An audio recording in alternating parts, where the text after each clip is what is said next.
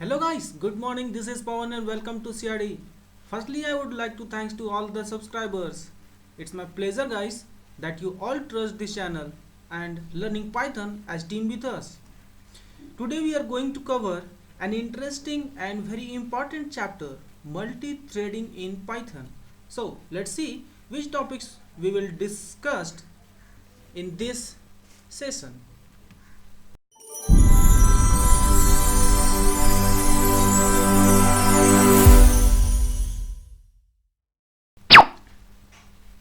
In this chapter, we will discuss about what is process and process states, and next we will discuss about what is process control block in process, and next we will discuss the topic thread and disadvantages and advantages of thread, and next we will discuss threading module in Python, and in this module we will discuss the class threading.thread, and in this class we will discuss thread methods, thread states and some additional methods in threading module. So let's first understand what is process, and before understanding what is process we need to know what is a program.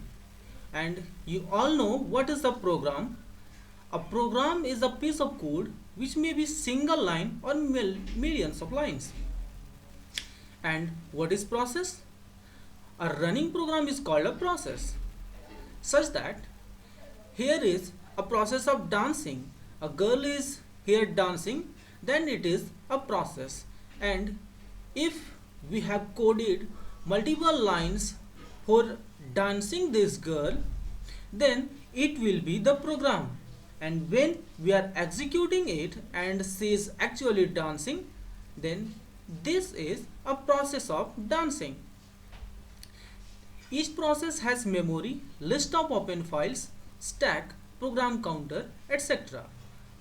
As you can understand that it is the program to dance this girl, then it will be stored in memory and it will consume some space in memory, and there will be some open files for any process to be executing, and all the commands to be executed next will be in a stack, and there will be a program counter which will give us information that which will be the next instruction to be fetched.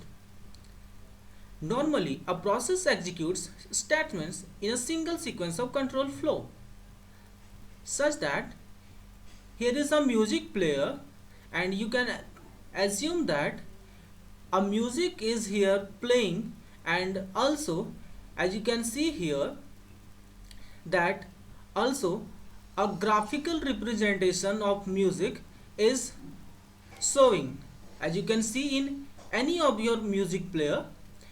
Then you can understand that all these commands will normally execute in single sequence of control flow, but child process runs independently of the parent, such that here is this girl is moving her hand and moving the legs, but all these processes of moving her hand and moving her head or legs or hairs etc. are independent to each other. A process may be in following states: new states, ready state, running state, waiting and terminated states. So let's understand process states. The process states are new, ready, running, terminated and waiting. When a program is written, then it is in new state, and when program is completely ready to be executed, it is in ready state, and when we run this program, then it goes to running state, and from running state maybe that it has executed completely, then it will be in terminated state when it has executed its program completely. But maybe there will be some input or output statements in our program, so it will go to waiting state.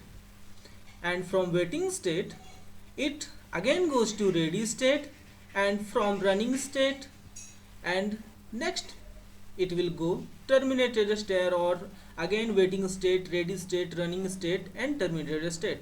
But it is also possible that it will go from running to ready state when we are not going to complete this program but directly go to ready state. It is also possible. Next we have to understand what are process control block. PCB encloses all information about the processes. The processes which are going to execute the PCB is a data structure which stores some information about the processes. What are the data structures informations? First is process state, as you have seen previously, ready state, running state, waiting state, etc. And next is process ID.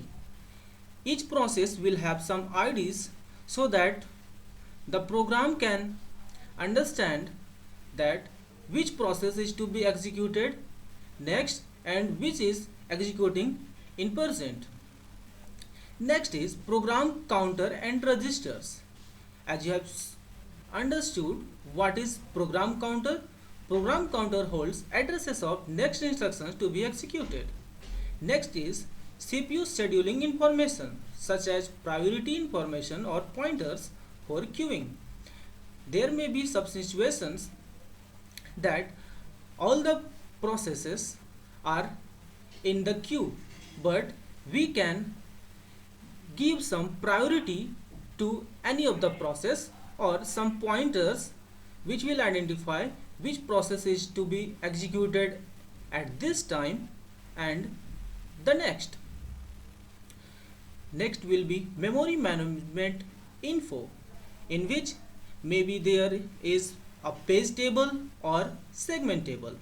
Next is some input output information, that which command is to be executed from your keyboard on your mouse or which is to be in output devices.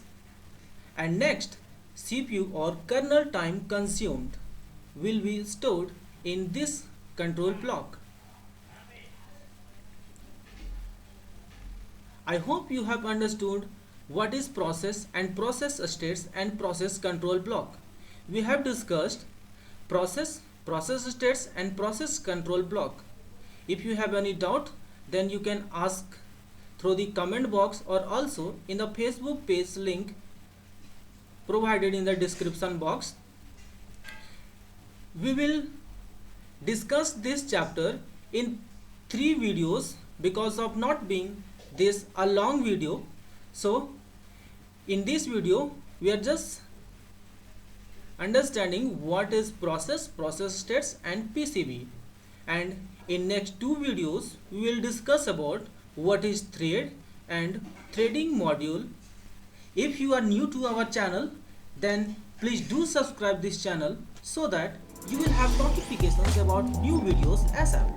And if you like this video, then don't forget to share this video to your social media account so that your friends will also be get beneficiated. Thanks for watching.